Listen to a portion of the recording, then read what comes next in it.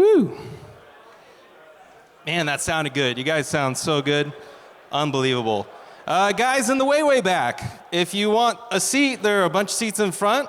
You can go around the outside. We got a door propped open over here. You can go around this way to come to the front. Plenty of seats up here. This is a packed house.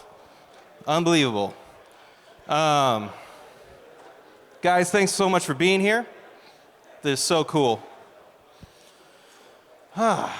Well, guys, I'm Luke, and by the time I was in second grade, I had lived in around 27 different homes. We had to move a lot. We had to move when there were one of two situations. One, if the cops had found out where my dad was living, and the other reason is if the other people had figured out where we were living. We moved a lot, and if the cops found out where we were, then my dad would go back to prison, and we'd have to move.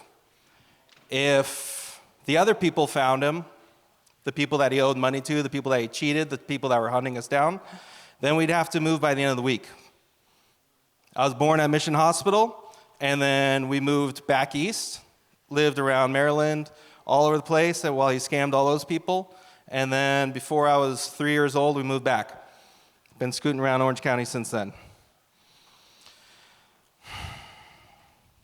Around 1990 is when my parents found Saddleback Church.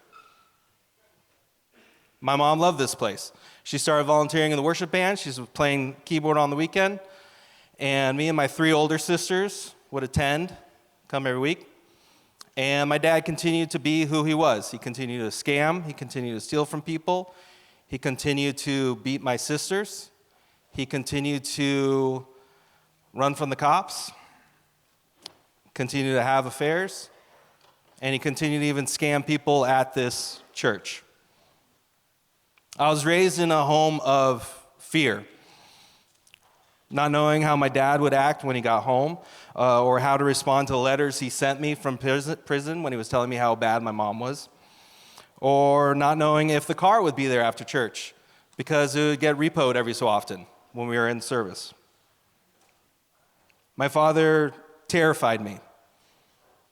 My interactions with him were generally when he was disciplining me, or when I was seeing him smack my older sister around because she was on meth, or when he was communicating via letter from prison.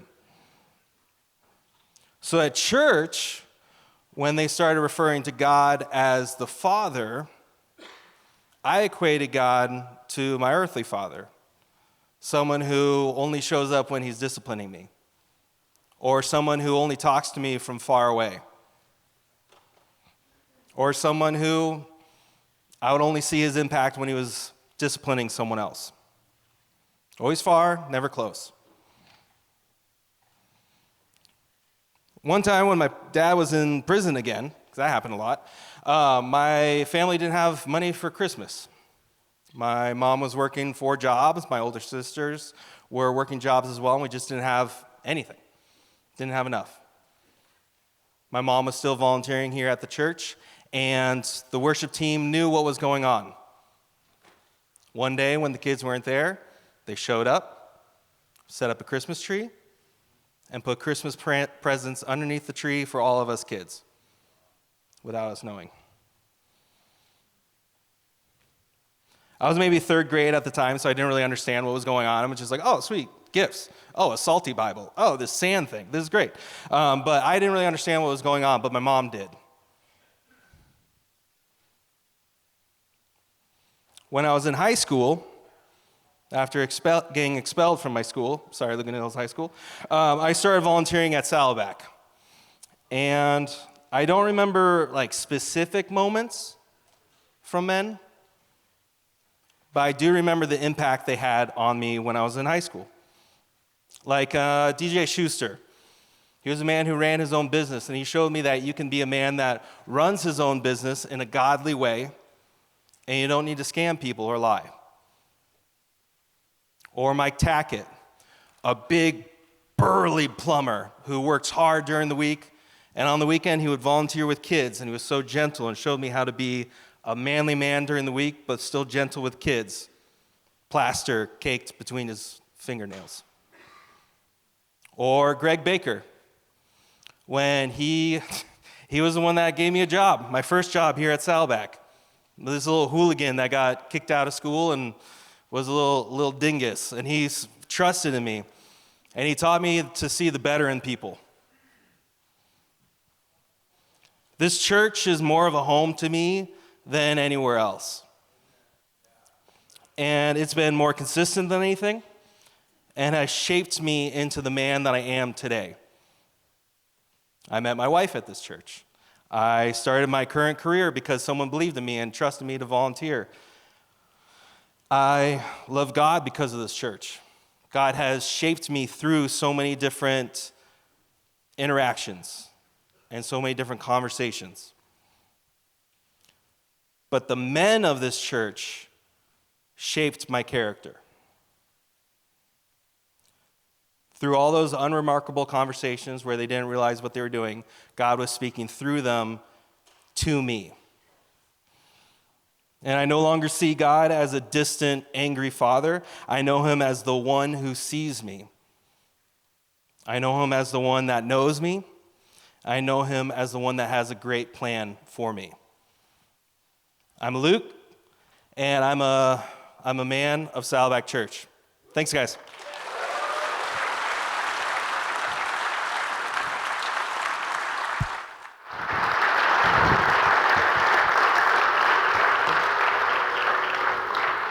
Luke, thank you for sharing your story with us today.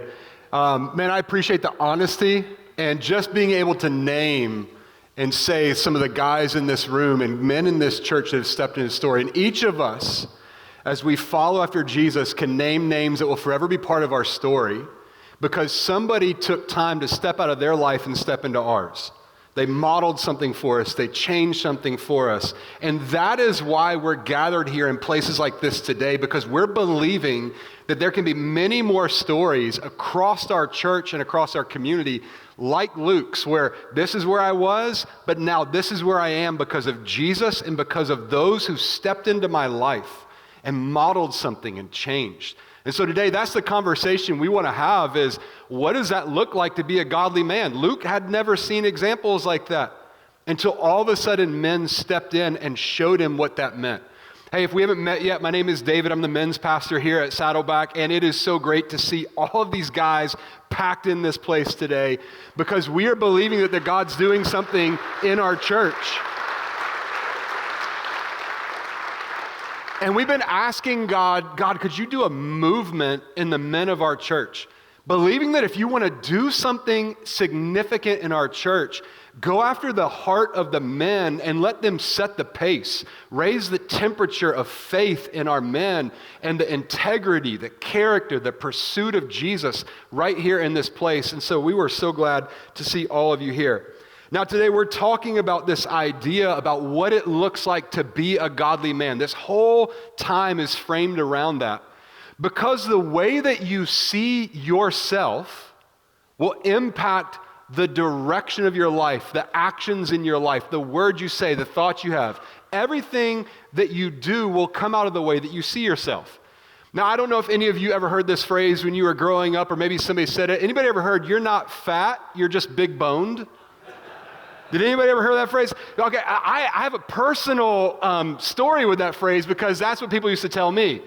David, you're not fat, you're just big boned. So I remember just last week telling somebody, I'm just big boned, man. My bones are bigger. I don't know. My mom told me. No, I grew up hearing that idea, somebody just tell me I'm big boned, and I was like, well, okay, I don't know what to do with that. But I remember as a kid growing up thinking I'm fat, I'm hefty. So I literally grew up at the beach in Wilmington, North Carolina on the East Coast. And when I would go to the beach as a kid, I had this insecurity where I wouldn't want to take my shirt off. So I'm at the beach with all my friends as a kid, and instead of just frolicking in the ocean and having a great time, I'm wearing my shirt because I'm fat, I'm big boned. I'm wearing my husky pants and all this different stuff like this and everything like that. And what was happening as a kid is the way that I saw myself was impacting my actions, even at that point. And it's the same for us as men. Because when men don't know how to see who they are correctly through the design of God, they won't know how to act in the way of God. And men, we've got to be able to see ourselves the way that we are. And there's so much happening in our culture today that creates a confusion around what is masculinity. You hear in culture today, you're like, toxic masculinity, and masculinity is toxic, it's unnecessary, we don't need it. You hear all these different things. You may even hear people say that strength where it gets framed as dangerous. Like, oh, that's just that toxic masculinity. Like you're being too strong. It gets framed as dangerous, and oftentimes leaving men not knowing what they're allowed to be, who they're allowed to be. What can I do? You start to feel like you're enemy number one when you look sometimes in culture. But here's the problem. All right, guys, here's the problem. If we don't step into godly masculinity and we don't live it out, you know what happens that we see in society? Families weaken. Strength gets distorted. The next generation loses direction and the church loses momentum. Godly masculinity is needed in our culture and needed in our church and from our men.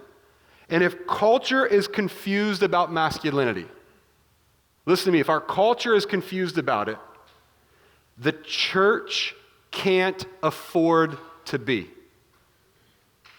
We can't be confused about it, okay? That's why today this message and this time, what I'm titling it is Built for More.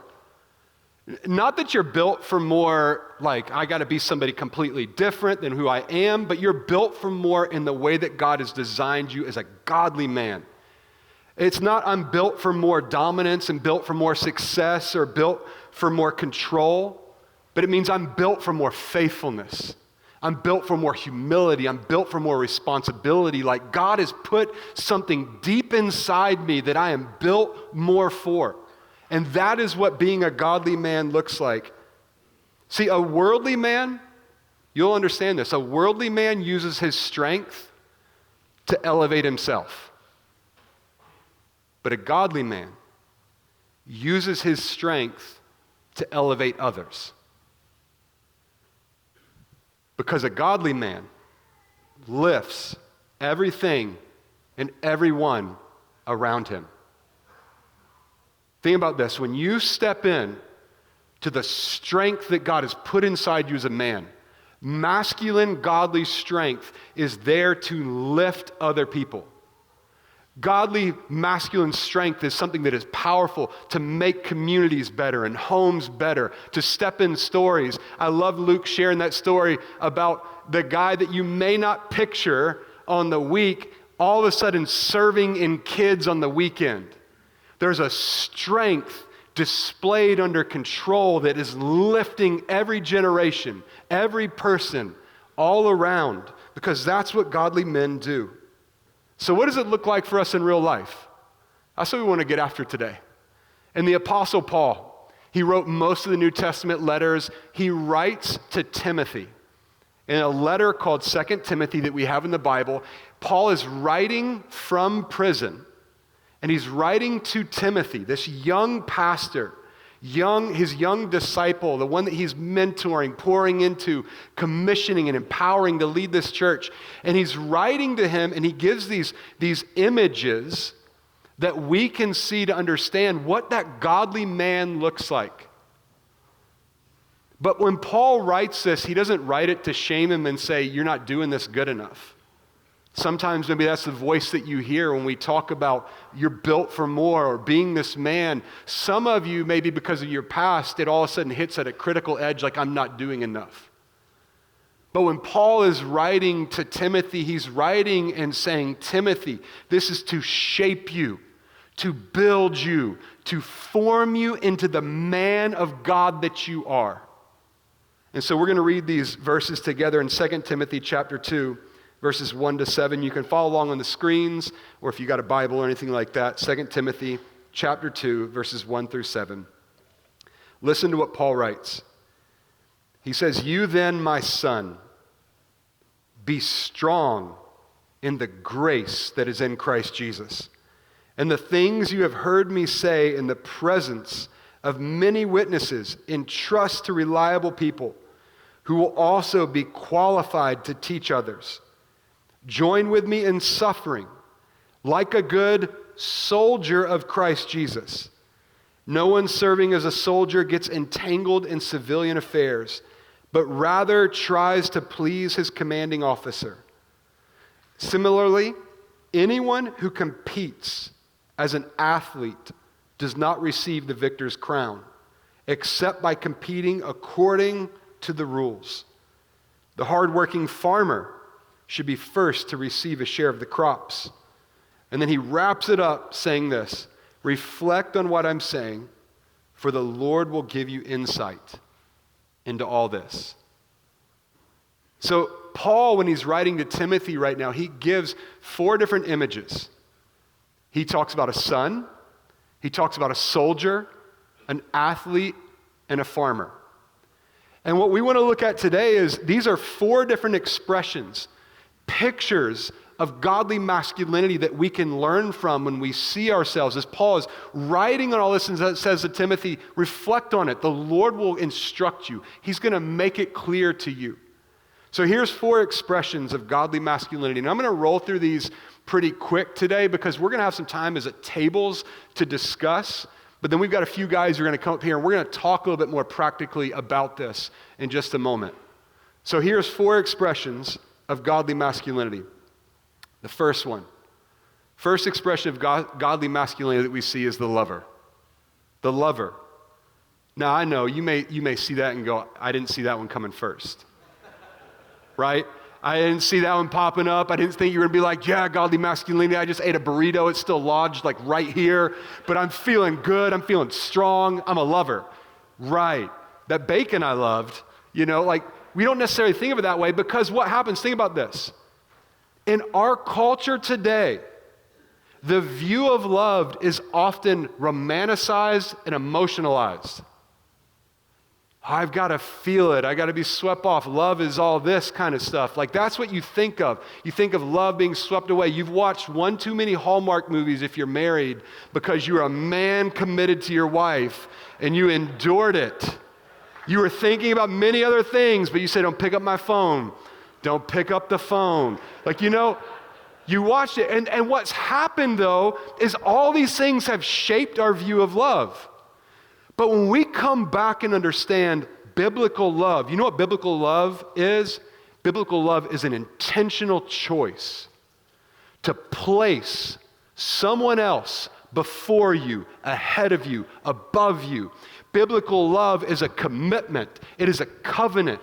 It is something that, as Paul describes, is patient, kind, does not envy, does not wrong, forgives, does not hold against, lifts others up, puts the needs of someone else above yourself.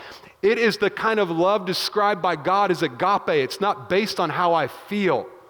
It is based on the strength of my choice and commitment. And when I see myself as a godly man of one who brings love, listen, when Paul writes in 1 Timothy chapter 1, right before this, he tells Timothy, the spirit that God has put in you is not one that makes you timid. The word in the Greek is actually a coward. God didn't put a spirit inside you of cowardice. He put one inside you of power, love, and self-discipline. Because love requires the power of God when it is biblical love. It does not require the feeling of love in my heart. It requires the power of God leading me to love somebody else, to love my spouse, my kids, my family, my community, my coworkers, to love them the way that God does, to put them first. See, men are built for love, and men are built to love. But the problem is that we often have a hard time receiving love. And I think that's why it's significant that Paul writes and he says, but you, Timothy, my son. He starts off with this image of a son. Now, Timothy is not his biological son. Timothy is his son in the faith, his disciple, is one he's pouring into. But think about a son. A son is a son not by choice. A son doesn't get the title and position of son by earning it. A son is chosen. A son is a recipient. And when we see ourselves as men, as sons of God, when I put my faith and trust in Jesus for the forgiveness of my sins and I commit to follow him for the rest of my life, the Bible then says that we become a son of God, that God is now my heavenly Father. And depending on like what Luke said, even in that story, some of us have images of God that are not true because we've been impacted by other earthly people who bear his image. But the God of the universe is a Father in heaven choosing to display his love, that when you come before his throne, he's like got his arm around you. And some of you, I just wonder, have you ever pictured God with his hand on your shoulder saying, my son, I'm glad to see you. I'm so glad you're here. Come here. I'm proud of you. Even I don't care how old you are. You still need to hear God's voice say, I'm proud of you. Because what happens when a man gets wounded and they can't receive love and see themselves as a son, we oftentimes are constantly trying to earn approval, or we are withdrawing to protect ourselves. Because a secure masculine man is able to receive his position as a son and to receive the love of God. Security in our masculinity comes in first seeing ourselves as a son, and we have to see that. Because you're built for love. Earlier this week, I did something, and I was like, you ever do those like moments where you're like, I am such an idiot? You mess something up, and you tell yourself that. I was literally like, I was so mad at myself with something I did, and I was like, I am such a moron. And I said it out loud, and my wife goes, do not talk to my husband like that.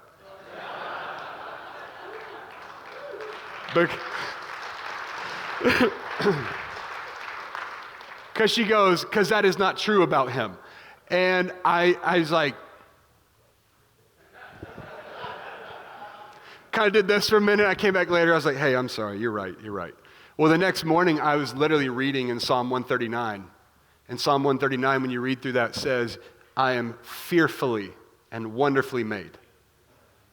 And God reminded me of that statement I had said about myself, my wife's comment, and then God was like, I don't think that either.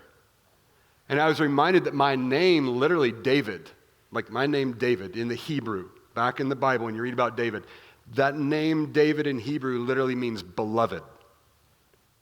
One of the greatest kings that we read, who was a warrior who went after it, one of the most famous people in the Bible, his name was beloved. Nobody ever accused David of not being a man's man when he would lead armies out into battle, when he killed Goliath with a sling, when he did all these things. No, but his name was beloved. And here's the difference between loved and beloved, is loved is a verb, but beloved is a status. Beloved means that you are the object of love. You are the one that God sees. And sometimes as men, we have to see ourselves as God's beloved, and it sounds weird. But if I can't receive the love of God as a son, I will struggle to give the love of God.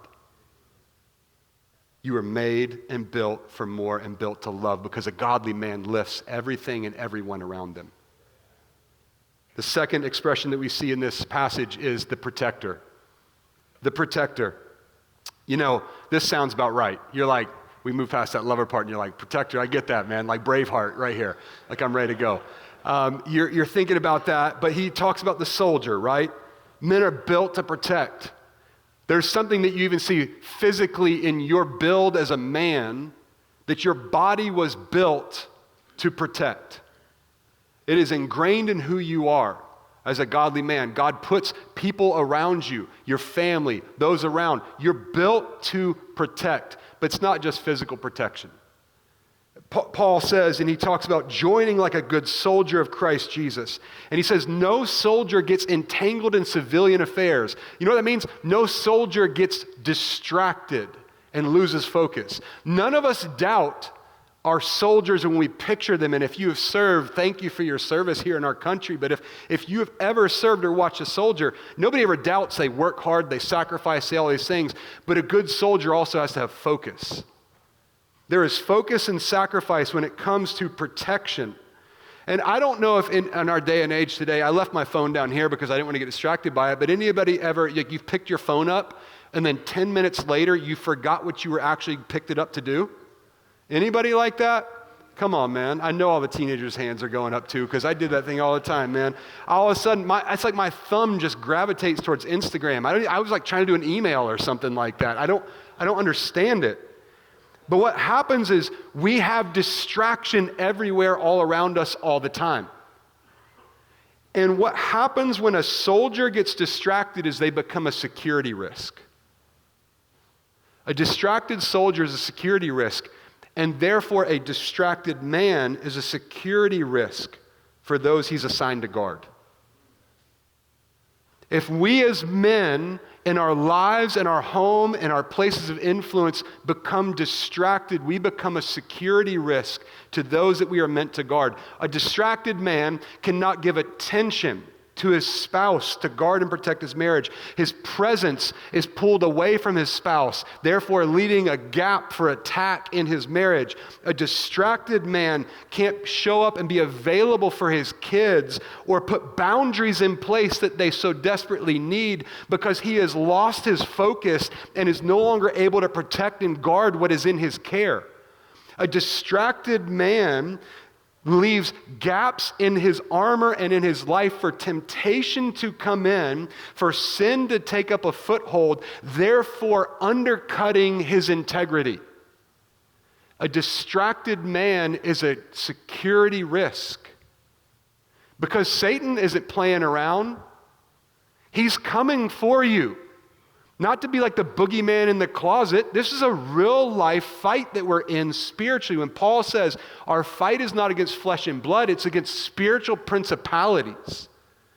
And every day when I get up as a man, I am waking up in focus to say, today I will guard what has been entrusted to me. I am awake, and God, I want my eyes to be open to see what you've got for me because you built me to be a protector and you built me to be a lover. I am built for these things because a godly man lifts everything and everyone around him. He uses his strength to pour out and show love. He uses his strength to guard and protect. But then we see another expression, and that's the expression of leadership. The leader. The leader. Paul mentions the athlete. Now we think about this. Athletes, right? Anybody, I'm going to say if you ever played a sport, you are an athlete. Own that right now. Like you're an athlete. Let's go. Come on. How many of you are a couch athlete? You're like, oh, I got my NFL game on next week. You know what I'm saying? I mean, we're going to throw you in on this too, all right? So we're all in this boat together. So everybody here is an athlete. Everybody is. But you know what athletes have to do? Athletes have to have discipline. Athletes set a pace. Athletes work hard. Athletes have a focus. Paul even says, though, he says, anyone who competes as an athlete doesn't receive the victor's crown except by competing according to the rules. So I don't care what you do. If you go after a game and you break all the rules, it doesn't matter how good you are. Anybody ever heard of Lance Armstrong? Lance Armstrong could ride a bike faster, further than most of us can drive a car. Right? He won 7 consecutive Tour de France titles. It's unheard of. But you know what happened? He lost them all because it found out he was performance doping.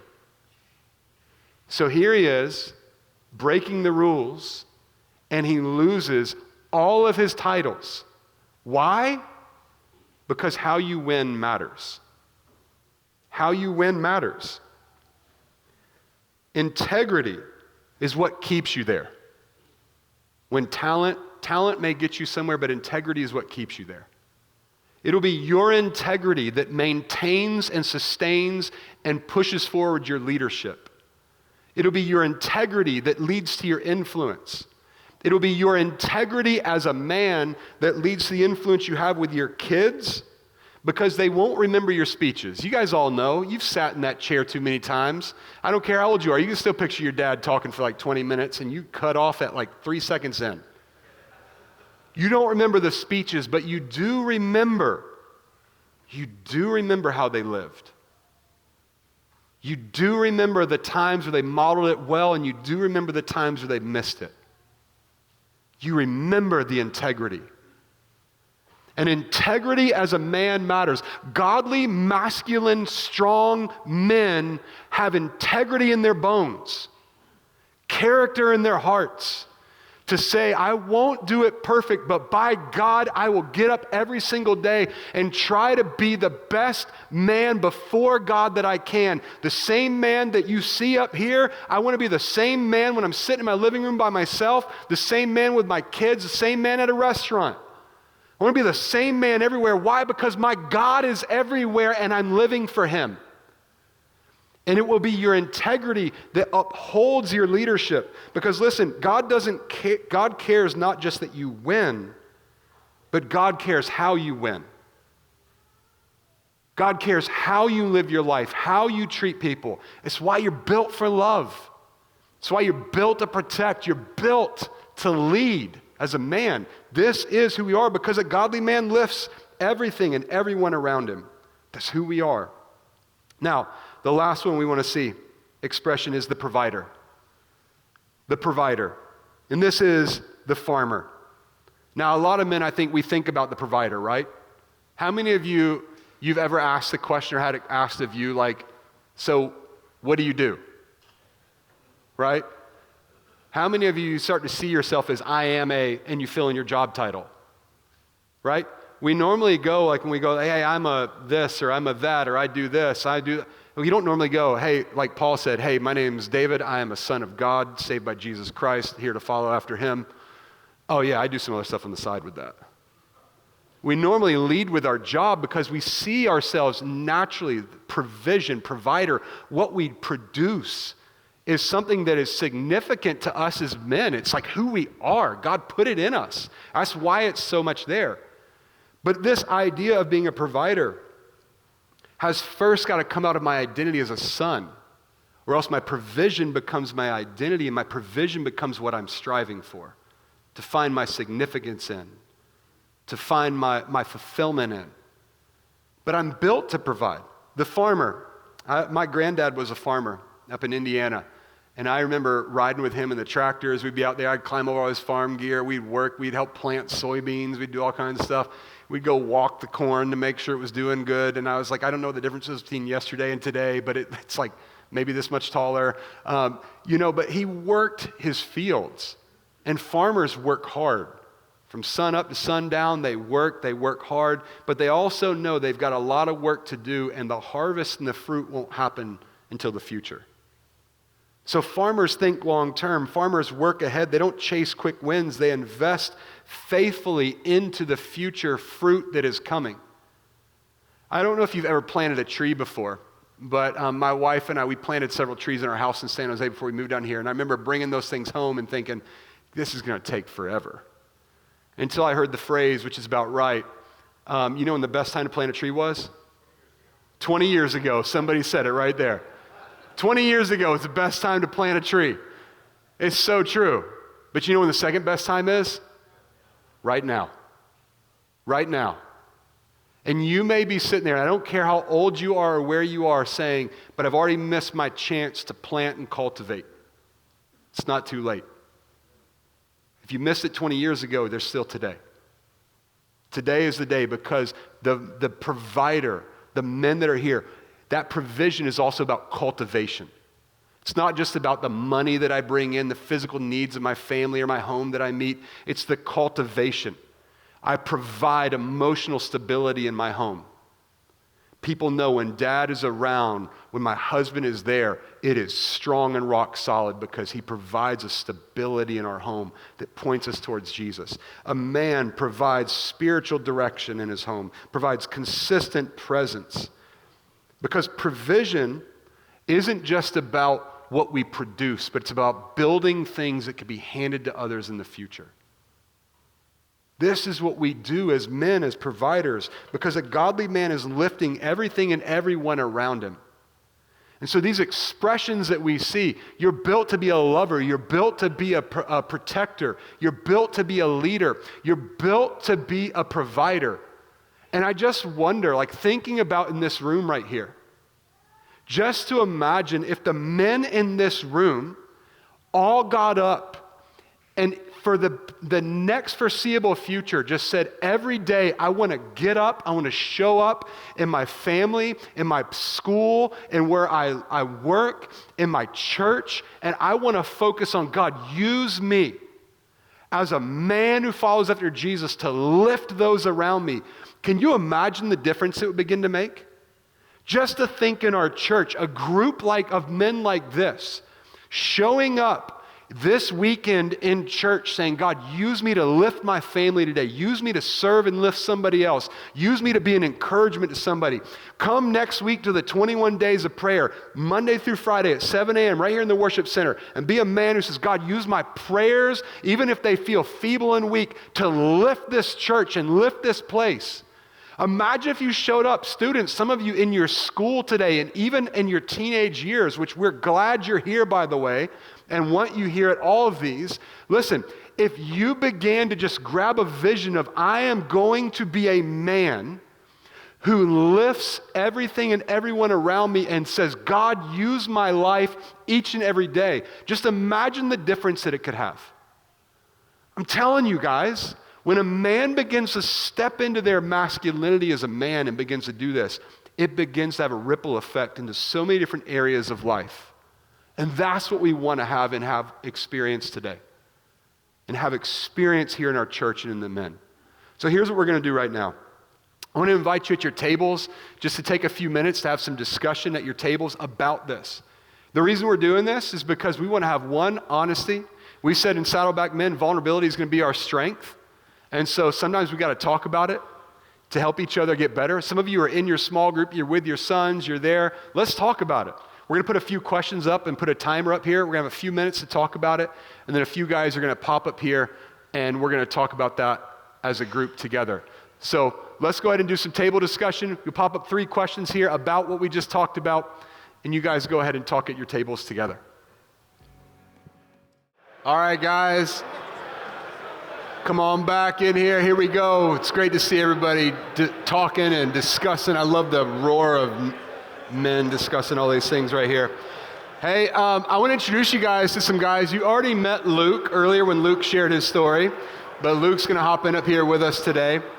And then Harmon and David, why don't you guys go ahead and introduce yourselves, tell them your name, how long you've been at Saddleback, and then maybe to kick it off, like, what was that journey of seeing what a godly man looks like for you?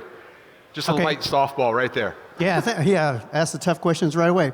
Thanks, David. Hi, everyone. It's good to see so many men, and even the next gen here. I think that's amazing, awesome. My name is Harmon Kong, and my family have been going to Saddleback for about 25 years. We have 4 now grown children that we raised in the church. Of the 4, 3 are married, and we have 2 grandkids now. And the journey of being a godly man has always been a challenge daily. And for me, it's being around godly men, being humble, humility, integrity, doing the right thing. We know the right thing, but sometimes doing the right thing is not always easy, but you just got to do it. And that's being obedient to God's calling and His word.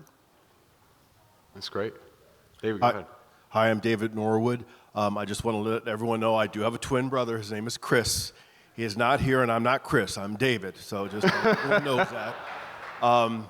I've been going here about 20-plus years. I've been married almost 25 years and have 2 daughters, one 24 and one that's 16, and that's why I have all that gray hair right there.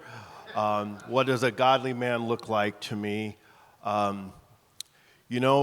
It's living by example, and I'm never perfect with that.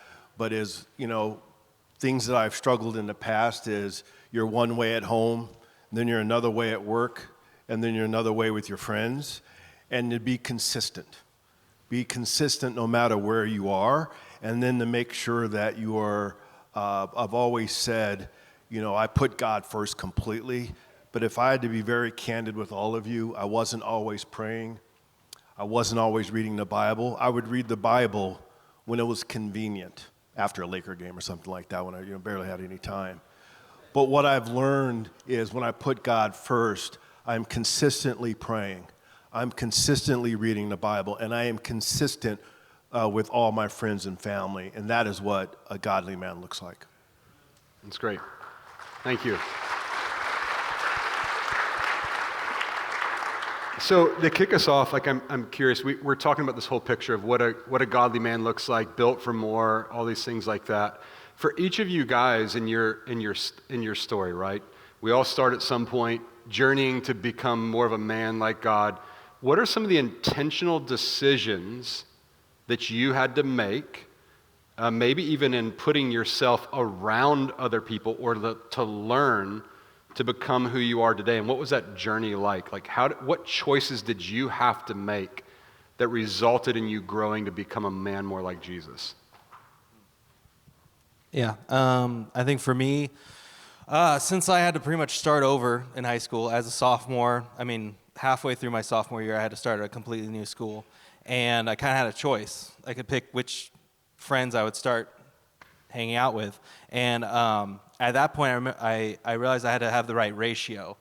It wasn't just all people that were just getting stoned all the time and hanging out and partying all the time, but I needed to have a larger ratio of people from church that could influence me. So that the habits that I was developing were the ones that were shared by the Christian guys in my life. I would still hang out with the other guys. I would go jam and hang out with them, and it wasn't like I was neglecting all those people in my life, but I remember having to have the right ratio of like, okay, well, if I have like this handful of friends, I still need to be hanging out with all these people at church, and those were the friendships that lasted, and the ones from the school just didn't. So what motivated you to see that or want that? It was, I mean, the example here. From my own story of seeing like my dad totally botching it and seeing what that road led down to. It's like, okay, I don't want to go to prison. So there's got to be like another option. And talking to the guys here. That's a motivator, just so if you're wondering. Only 2 roads. But like getting to know people here and seeing the kind of life where it's like it's joy and happiness not founded in getting drunk. And it was just being able to have fun and hanging out and being able to hang out with these people, but not destroying your character in the process. So when I saw that example at church and seeing the other guys in the high school ministry, like other guys my age that were able to live that life, that showed me that it is possible, and that's something I wanted. That's great. That's really great. What about you guys, Harm? I think for me, it's been learning to be a servant and setting aside my own agenda. And I can remember when we first had all 4 of our kids, and it was pretty crazy at the house. And I used to like to golf. Any golfers here? Golfing takes a lot of time, right? So I had friends that used to golf all the time. And my wife said to me, hey, how come you don't go out golfing with those guys more often? And I remember telling her, I don't think that's good for the family. So I hung it up and decided that wasn't just golf. It's a lot of things that we put in our life and in our time that takes away from the family. Sometimes it sounds legitimate, like work or sports, or I know all of you have different hobbies, but serving our family is so important. And to me, it's been that struggle in life. Now, I still am terrible at golf, even though my kids are raised. But to me, it's learning how do I serve the people around me, and that's been my challenge. Let me pick up on a question right here that you just mentioned about. So golf, you laid some of that down to make more time for the family. But I know also with work and business, like building business and leadership and things like that, has there ever been a time where you had to intentionally lay something down with work? Or it could be either like integrity-wise or for your family, same thing, but it actually cost you something. Yeah, that's a great question. Sometimes we kind of distort provision and providing and it seem like doing the right thing, like I'm working hard to provide for the family. And I had a corporate job, and after 9 years of that, I let it go. And I started my own company from zero. And my commitment was, whatever I do professionally, I'm not going to build it on the back of my family. So Say that again real quick. whatever I do professionally, I'm not going to build it on the back of my family. So like I didn't want to build my golf game on the back of my family. So our question back to ourselves is, what are we building of ourselves on the back of our family? So you do have to trust God. I mean, God provided in a way that I did not expect. He blessed my efforts. I wasn't worried about having a successful business. I was more concerned about being a significant father, someone important to my wife. That was the priority. And God does take care of the rest. He knows exactly what you need. He knows what each of us needs are, and he meets you there. So it's a step of faith. It's been a faith journey for me, and that's one thing that I can think of. But there's a lot that you have to lay down and kind of surrender that to God. That's awesome. Thank you. I'll just say I'm a sales executive. So what do sales folks do? We have QBRs, we have sales kickoffs, and because of that, there's a lot of fun, partying, that sort of stuff, and I travel a lot. So what happened, I've learned years ago, is I've seen so many people make mistakes, make poor choices, lose their jobs, ruin their marriages and stuff. So one of the things that I made a conscious effort is when I'm out, I'm always in bed or in my room by 9:30. I miss out on stuff. I love being with people. I miss out on those things. But that sacrifice makes a big difference. And then when I'm in my room, I have a buddy that we laugh about it. He calls it the Dark Lord. Like when you look at, I'm a Star Wars nerd, right? When you look at Darth Vader, we love Darth Vader. But when you're in a hotel room alone, all of a sudden you see that Dark Lord right next to you talking to you. Hey, brother, how's that TV looking? And so on and so forth. So what I had to learn to do is armor myself. So not only would I would go in the hotel room early, I would always have the Bible out and I would make sure I'm praying. Because if all of us here had to be very honest with each other, that Dark Lord is very powerful. He's talking to us. So we have to learn to combat that and make specific choices. And that's some of the things that I've had to do and miss out on some really cool things to make sure I'm in my room at 9:30 with the Bible and calling my wife. Those are some of the things I had to do. That's great. That's great. Thank you.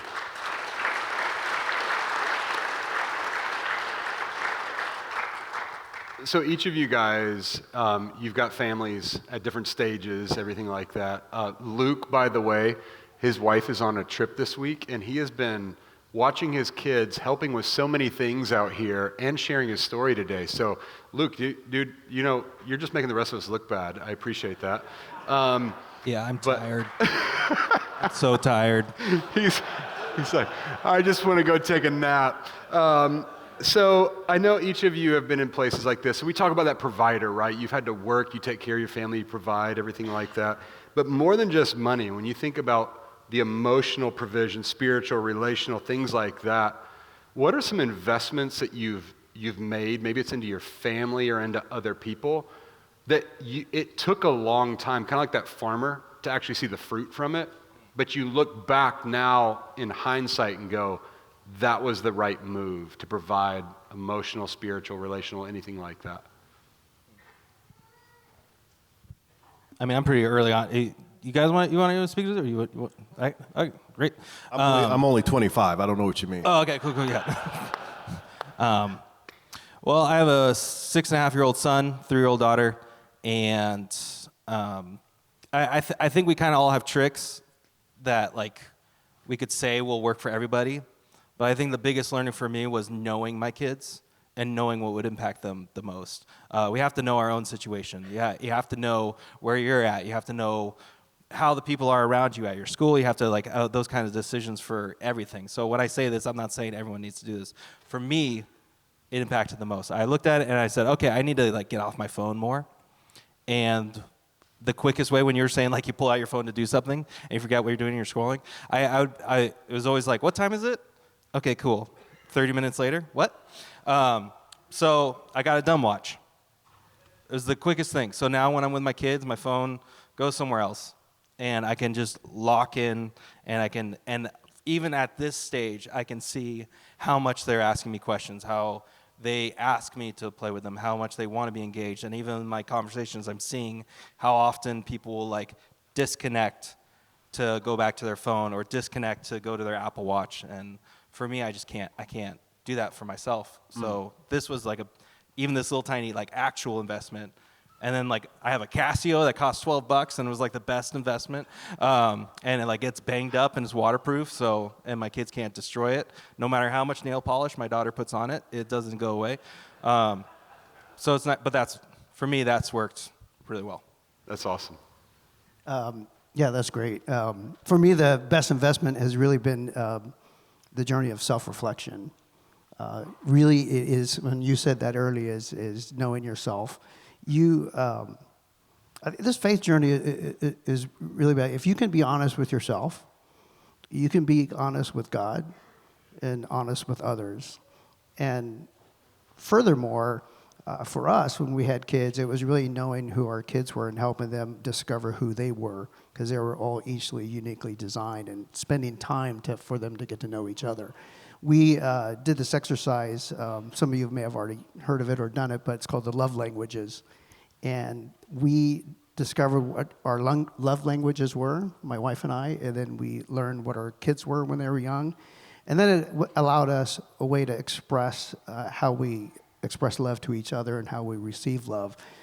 And we would have family meetings regularly, and we still continue to have family meetings today. We have 3 spouses and now grandkids that are going to be thrown into the meetings, but the meetings are about talking about ourselves, our strengths, our weaknesses, our goals, our values, our future, prayers, answered prayers. The meetings are now annually, so we do retreats. And it started small, but it's grown into something that my wife and I say, wow, the fruit of this has just been a blessing. So That's awesome. I like that retreat idea. What age was your family or kids when you started doing like the planning retreats, whatever kind of stuff like you just mentioned? Well, the retreats are annually now, so they're usually around a destination, and the kids think they are in charge of that, but I'm in charge of where it is and what we're going to do. But we started doing them when our twins were 7 years old. Oh, cool. And they had a meeting binder that they kept notes of. And I tell you, one of the hardest things as a father is, how do you develop the faith of a child? You guys ever think about that? I mean, how do you develop the faith of a child? It's through answered prayers. And so we would have our children write their prayer request. And then as time went on in the next meeting or multiple meetings later, we can look back at those prayer requests and see, oh, God answered that prayer. And when they're little, sometimes it was something as simple as, I just pray for a really good friend in school. And then, hey, you remember that time when you were prayed for a friend and Jimmy showed up in your life? Man, God answered your prayer. And then, of course, the prayers get a little more bigger today, but it's a way that it's how we grow our faith. So how do you make it relevant for a young child? And so that's one of the things we did in these meetings is that, and we still do it, and it's been a blessing. That's awesome. I'm going to say tithing, and it's a complicated subject. When I was growing up, my grandmother, who was one of the strongest Christians I know, just pounded me about tithing. I was like, yeah, okay, Grandma, whatever. But when I got married and had kids, we wanted to make that a habit, and we started to tithe. And I remember one time Pastor Rick talked about you can never outgive God. So over a decade ago, I got this promotion, and I told my wife, we're going to start giving 20%. That was a lot for us. And we just start doing that. We made that a real muscle memory, start going. And something happened that I never thought would happen, just was so far from my mind, is after many years, I started to get promoted. Things started to happen. And I can look back at why that happened. That's not the reason you tithe, but I can see what God did. I was getting promotions. I was making some more money. The other thing was, even when the economy was sour, even when things were really challenging all around, I had some of my best years. And so now with that, I try to make sure that I'm telling my 24-year-old to start tithing. We can help out other people. We struggle still, but money is, for the most part, the most important thing in people's lives, right? That's how to get paid and bills and that sort of stuff. But it's a real sacrifice if you can make that happen. And once again, we don't do it for that, but I am telling you, God is so faithful if you give him the first 10% and make that consistent. That's what I would tell you. It was one of the biggest blessings in my life, and people always talk about success, and I'll tell them, if you're a man or woman of God and you start tithing, challenge them. You can't outgive God. That's awesome, guys. Thank you. You know what I love in hearing their stories, and I bet like if we took a lot of you guys up here and we swapped out the chairs, we did all this, there's a lot of intentional choices over years that lead to the fruit that you want to experience in your life. And it's really our consistency, our intentionality over time that leads to the impact. And so in our stories today as men, we want to take things like this and make decisions now that are going to lead to impact and be consistent, be intentional. And so I hope more than anything today, we're coming out of this, you're hearing their stories and you're taking steps to say, I don't have to be perfect, but I am going to be intentional. I'm going to pursue God with everything that is within me. So can you guys thank these guys for coming here and sharing today? Appreciate you guys today with your time. Go on over. Hey, before we wrap up with some worship today, I want to share just a few things that are coming up for us as men here in our church and what's happening now that I want to encourage you to be involved in. Our worship team's going to go ahead and start making their way up, and I just want to share a couple of these things. First off, coming up next weekend as a whole church, we are launching our spring semester for our small groups. And this is one of those best times for us as men especially, but anybody in our church, but especially for men, to step into community. That if you're not currently in a small group, if you're a student, you're probably in a life group already, but if you're not in one, get around community. Don't miss the opportunity, especially to be around other men, because so often as a man, again, what we said, when we withdraw to protect ourselves, we're not able to live out the man that God's designed us to be. And so take that step to be in it. I do want to ask some of you men, just to continue to say, God may have put in your heart or is going to tap you on the shoulder to lead a small group, to lead a men's group, to say, I want to be part of shaping intentional space for the men of Saddleback to help them grow in their faith, their relationship with Jesus, and to grow as men. And so if that's you, I want to encourage you to do this today. Just go to saddleback.com/small groups. When you click on lead a group, you can go there and you can sign up for one of our leader trainings that's happening right now. We're going to talk to you about everything that looks like to lead a group. But listen, if we're asking God to do a move in the men of our church, there's going to have to be men who step up and say, God, I'll be a leader in the middle of that movement. Use me. Here I am. And so that's what the ask is, the vision. Let's invest in guys. Some of you, let's be leaders of the men. Second thing happening right now that's really important for our men. I mentioned in the message today, but 21 days of prayer. Our 21 days of prayer is happening right now as a church. We're just finishing our first week. We're going into week 2. We are having prayer at 7 a.m. Monday through Friday. And if you haven't been there yet, it's been awesome. I've heard so many great things from many people as well, just the experience of getting up, being together, walking in this place, seeking after the Lord. It's not weird. You don't have to worry about it if you're like, I don't know how to pray. I don't know if I've ever done that. Don't worry. You're not going to be weird. We're not going to make you come up on a stage and be like, hey, go and pray for everybody. You're not going to do all that. But you're going to come together with a heart to say, God, would you move? And if the men of our church will show up and step into a spiritual leadership, I'm believing that there can be even a greater breakthrough in our church of what God can do. So that's number 2. Number 3, important thing happening, and this is in February, is the return gathering.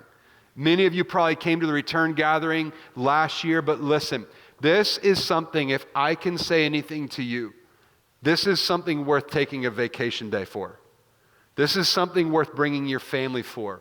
This is something, thankfully, for most students, it's a week off school.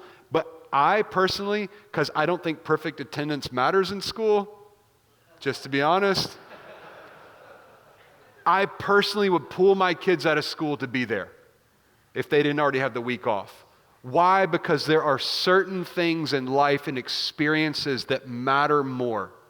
And this is one of those ones that you don't want to miss. So I want to encourage you guys, if you go to saddleback.com/return gathering to register today for you, and especially if you've got a family or kids, register, bring them. Be there in the environment because, again, we want our men to be part of what's happening here in our church, okay? So this is what's happening right now. This is what's next. We're going to continue to march forward. And right now, though, we're going to worship. So I want to invite us just to stand together as we're going to pray and seal up our time. Let me pray for us, and then we're going to worship together. Will you pray with me? God, today, we are continuing to ask for you to move. We continue to honor you as the men of our church right here. God, we want to say, we want you, we want to experience you, we want you to move. We will lift our hands, we will praise your name because you have been good to us. You are here in this place. And so God, today, even as we seal this time, let us walk out the doors today, heads lifted high, walking in the confidence of being your son, walking in the freedom that comes through Jesus. But let us walk out with a fresh focus, following after you. And we pray this in Jesus' name. Amen. Amen.